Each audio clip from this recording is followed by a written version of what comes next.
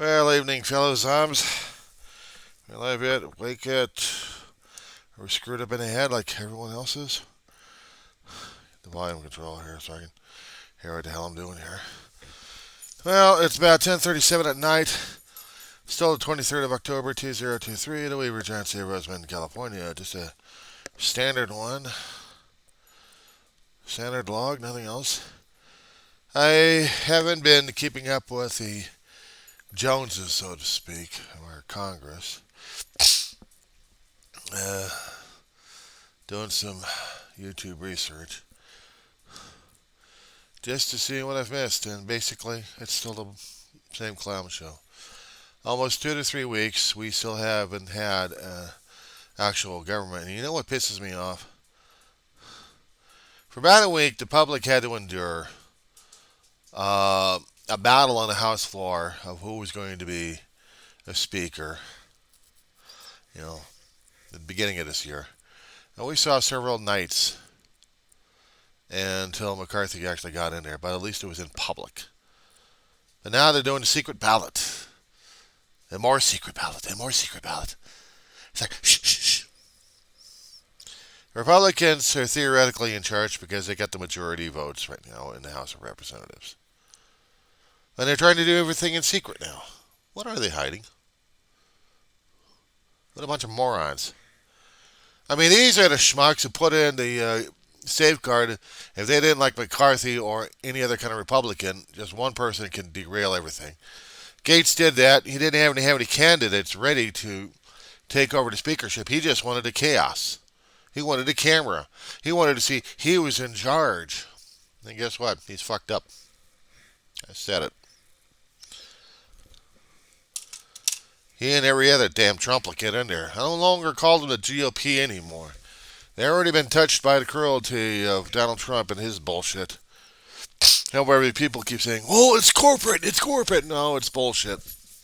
It's all their fucking ego. They wanted this so damn badly. They wanted the power. They wanted whatever the hell their head was telling them. So now they've got it.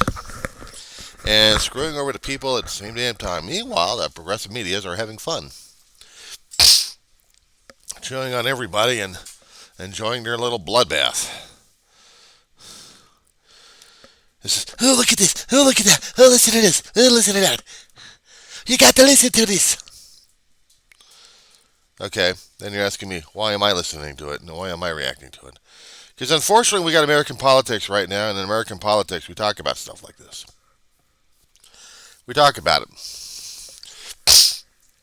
Even in days before we had the mass media, we talked about it around pubs, around homes, around churches, around places. We had public gatherings. 2s, the 3s, the 4s, the 10s. I don't know how many people we would have. And they would talk about issues like this. What mattered the most? This is your basis for democracy. We have to find out from each other what the hell's going on from each other. But the one thing I can't stand is the secret voting. It's one thing having an anonymous, the secret ballots concerning about a general election, or even a primary. We don't know who's voting for what. We only know that they voted, and then we have to tabulate the count, and then tabulate the count. Have those people sworn to secrecy that they're not going to broadcast who did what, who voted for what. What gets to me is when we have our elected officials doing this crap behind closed doors. Especially the populists, or whatever the hell they call themselves these days. How about the maskers? Anarchists? I don't know, there's got to be a word for these clown show anyway. Close the door, and now they do secret ballot, and people get pissed off at each other. What? Again? We can't get our minds right. And we can't even put that on the floor. In public. To see who's voting for which. I'm just voting over here because my constituents want right me to do this. I really love this son of a bitch. I support this guy with everything I got. I really hate this bastard here. Let's do it closed doors. Grab out the paper and pens. Let's do this shit. Slave, get me a ream of paper. We'll cut the damn thing in pieces and have everybody put their names in the ballot. We'll do it this way. We'll put it into a big ball and we pick out the names and count them. We gotta find some way to get a scapegoat on there so the American public can chew on them for a while, not on us. We're elites. We gotta do things in secret. And the progressive like this. They want this damn shit. Makes good fodder. Makes good news for them. I can't stand the bullshit. I really can't. So, if we're going to have a government before or after the shutdown, I don't know. Oh, I liked it when I saw one particular clip that they kept replaying on some occasions. That one guy was getting nailed by an MSNBC Katie Tur. MSNBC. Okay, that's it. And Katie was having. She wasn't going to have it out of this guy. I mean, she wasn't going to have all the head games out of him. We're governing right now. We're in the midst right now. We are doing the American people's job. I mean, we're doing the job for the American people. That's right. But you haven't done a damn thing in over 2 weeks. Well, we're still running the government.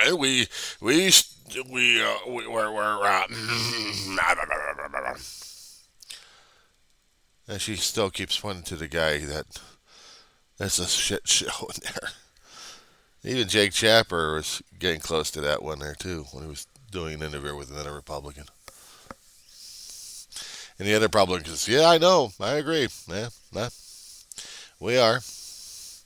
That's not about senior high, Jake. It's about junior high. No, I go way further than that. It's toddler brain back in the sandbox, arguing over sand. These guys can't get their act together. And if we go down, I'm blaming every damn Trumplicate they got in there.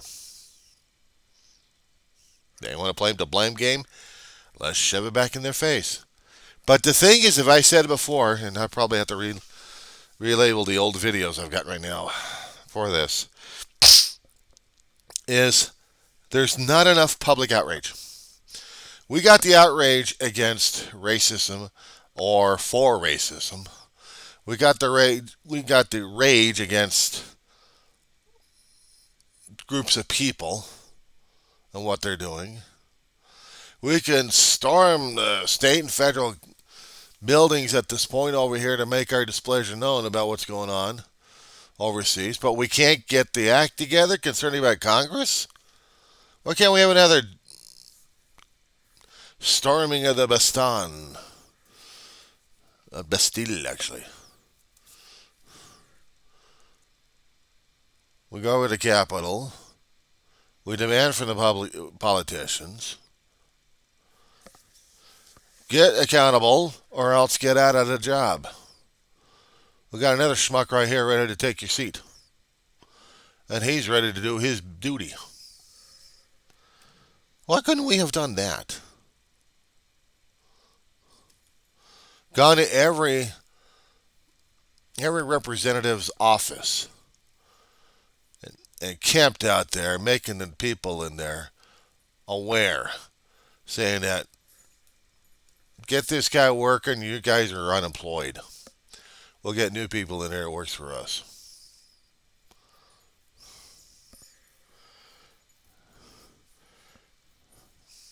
Yeah, no insurrection. None of that. Not people going crazy. And yeah, I did use the word insurrection. Which had insurrection against the damn Congress, not the presidency. We ought to be telling our elected officials, we can't stand your shit anymore. Why are we doing this? Why are we supporting you guys if you don't support us, the people who actually voted you ass in there, to do the damn job? Why? Because we're not greasing your money. We're not greasing you enough money. Money, money, money, money, money, money, money, money, money. You guys are the corporate greedy bastards, and you want more. Highest paying job we got out there is a politician blowhard. You want the job? Get elected into office. Try to find you some corporate sponsors who actually believe in your crap or ready to put strings attached to you and laugh their asses off. I bet you.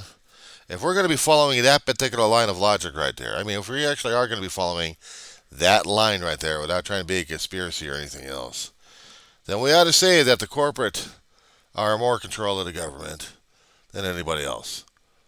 And they say democracy doesn't work. People keep forgetting and keep being blindsided about this one. They don't care. They don't want to know. They're happy being comfortably numb, both body, mind, and soul. Apparently. Oh yeah, they'll blame that. They'll say that they're conservative Christians and Christ wouldn't allow this. Christ would be sitting on a hill watching all this stuff and crying to himself like, I sacrificed my life, my soul, my eternity for these assholes. What the hell was I thinking? And probably like a guy said, God, what the hell were you thinking? Free will? Well, I thought it was a good idea at the time. They have to sort it out themselves. But, okay, fine, you're going to be that way, pal. I gotta trust you on this one. I'm not liking what's going on right now. They're getting close to it. Yeah, I know. Give them some time. Give them some time. And I probably would ask these two, why are we doing this? Why are we allowing this kind of crap to happen? It's in your hands. It's not in mine. Okay, you're going to be that way about it. I mean, hell, we can never suffice for anything and everything else. Now we got to deal with this. Yeah. So let's see what you're going to do about it down on Earth. Okay, short of doing stuff that's going to be breaking every commandment and every law out there. I mean, we don't want to do that. I don't think you want to do that either. All right, then what would you suggest at this point? I made my suggestions, but nobody listened. So now we gotta let things play out as themselves. You're gonna be that way about it. You're gonna be cagey about this situation. You're expecting immediate and miraculous events happening.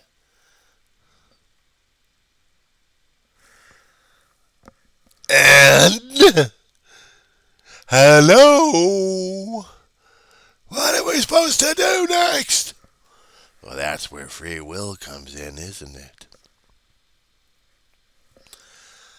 You know, if God actually had a sneaky sense of humor like that, I think we all better be afraid of it. People would bring up the Bible a lot to justify their actions and reactions. They say, this is what God says because I'm a follower of God and I'm His Word. You are? I am self-appointed. Oh, that goes without saying. What does that mean? Uh-huh. Limited scope, limited mind, limited vision. You're a tunnel rat. Huh? Exactly. Okay. Real world examples. Try a classroom setting. This will bore the crap out of you. That major project that I was working on for the class. I had one particular version in the system ready to be reviewed. And apparently, it was all wrong. Oh, yeah, well, it would have been a masterpiece in one particular section over there, but it wasn't what their rubric mentioned.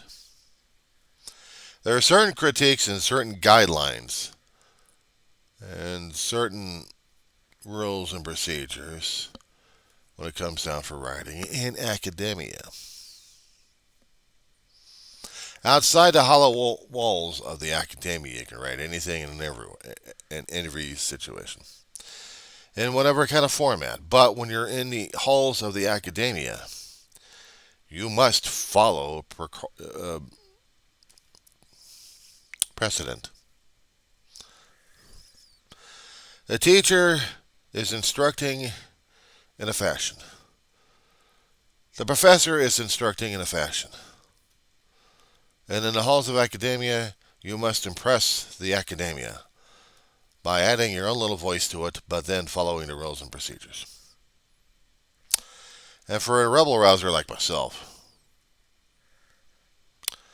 I'm not a complete rebel rouser, but the thing is, what I don't like is doing redrafts like crazy. But here's the thing. Writers are also egomaniacs.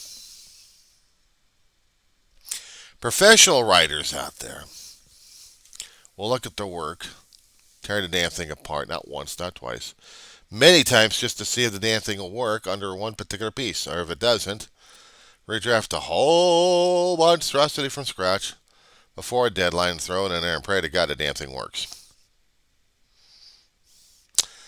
In the realm of academia, when you're going through high school, that you've got limitations to deal with regarding your reporting. I mean, you can gather all the facts, and you can try to impress the living crap out of the instructor or teacher, as long as you know what the hell you're doing and writing skills improved. I think mine deteriorated all throughout the years. I'm slowly trying to get it back. Writing creativity is one thing, but the academia have certain set rules and procedures. They want to know if you can follow their rules and regulations. Some professors allow you to go, have fun, just wow me. Some of them wanted to be rebel rousers at the other. And a few others are saying, no, because we have rules that we follow in academia. They do. And you have to follow by rote, not by anarchy, not by creativity, not by chaos. It has to be structured, has to be ordered, has to be precise, has to be clean with no mistakes. And they'll give you a list of what the mistakes that they're looking for. I've been trying to go online while the professor was talking about all these damn Rubik's that she was talking about, and I still can't find a damn crap.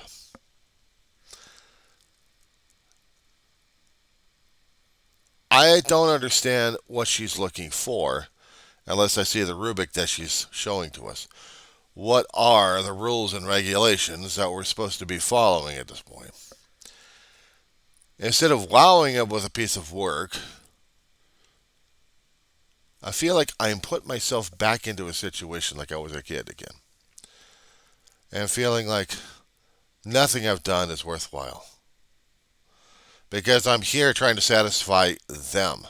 But in the realm of academia, that's exactly and precisely what we're doing.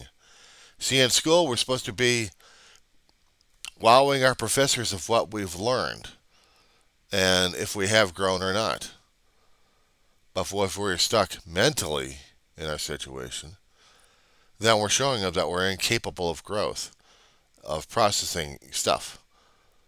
I know doing it by rote is not by growth. But if we slide it in a way or another one. I mean, I threw off this one particular student trying to explain what we're looking at here. And I seem to be a little bit louder when I talk in person. And I try not to be, but she couldn't help but overhear from halfway across the room on the other side of the room. And I'm trying to explain to one peer because we're doing a peer-to-peer review of the work we have before we send it over to the professor and have her do the final judgment, like I'm usually used to in the first place. I have to argue with the professor. But now I'm arguing with a student and trying to explain my version, my viewpoint, why this has to be done this way. And not what the Rubik says, but what my gut tells me. My head tells me to follow the pathway that we always have to follow, and it drives me nuts. Because I have to please everybody. And it pisses me off when I have to do that because in writing, either you're writing for the audience or you're writing for yourselves. And me,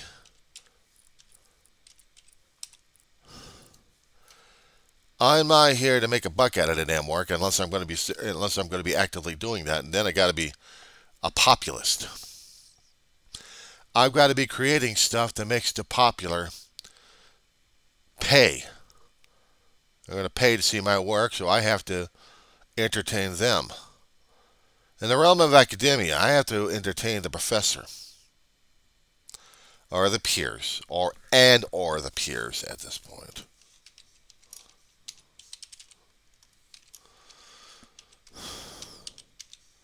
Trying to get back into the.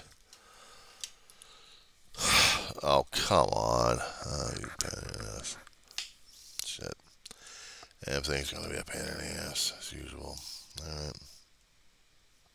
Oh, I think that's what did it.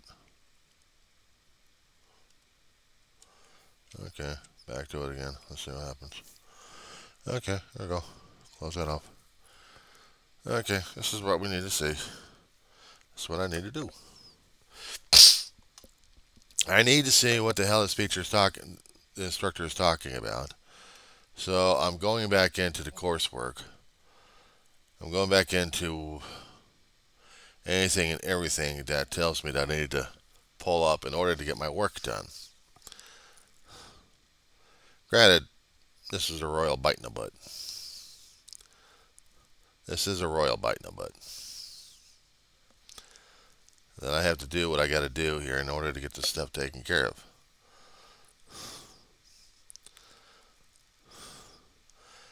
I've asked this instructor a few times, what the hell am I looking for? I'm looking for this Rubik that she kept talking about. And there was a Rubik regarding this thing. Always in here, she says. Well, maybe.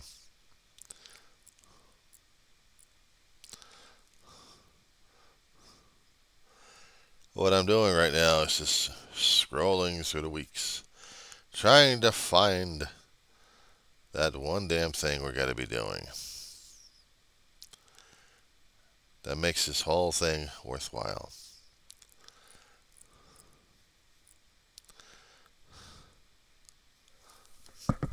And this is the thing.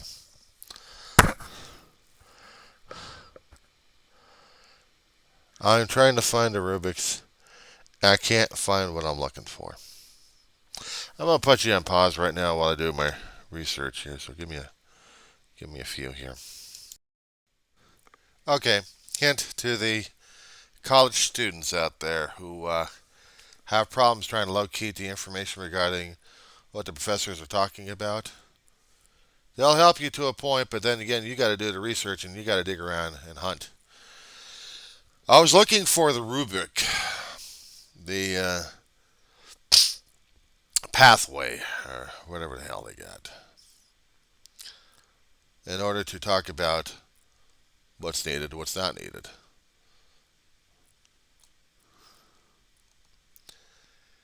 I had to go into further of the notations of the course, plan, and assignments and evaluations on the pages. Of course, she forgot all about that one, didn't she? But that's all right. Student has to research. Student has to dig around.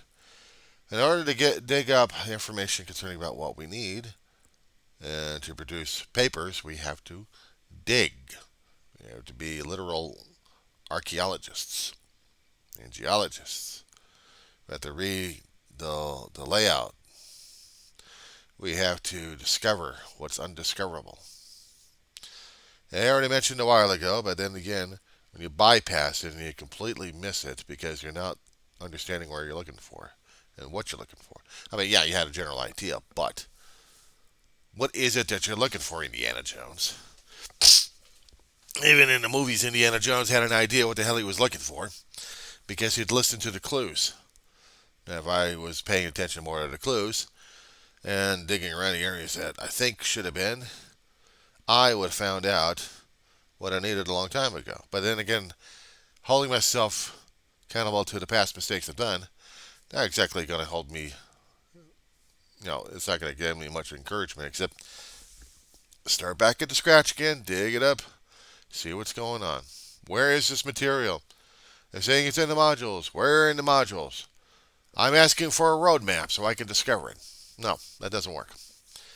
You're a student. You got to dig. Information is in there. You just got to research. You got to dig it out. You got to do what you got to do. So I'm like, this isn't helping me much. And I'm going through the pages while the professor is instructing. The thing is, it's good to capture notes, at least on audio. So at least you can understand what the professor's lecture is all about, and then you can go back to it and listen to the class all over again and see what the hell's going on. Or even Zoom, you can watch it if the technology is working. Depend upon your own technology. Make sure your equipment's working, right? If you got cell phones and you're going to be doing a audio recording, make sure your app's working, make sure you got enough storage, make sure the phone is storing it in a correct place and it's reading that particular drive. Otherwise, you're going to have technical issues with it. If you're using a computer, make sure that damn thing's working right and you got connections in the internet and you're able to research while the professor's talking. Meanwhile, about my own private research here, I had to go back to the modules one by one by one and go through it line per line per line because in there I found my information. And this is the stuff that she talked about earlier. And this was the stuff that I was talking about maybe about the first week or two in class that I had totally blown away and totally forgotten about. So it helps going through the research material. And I did. And I found what I needed. So, part 2 for next video.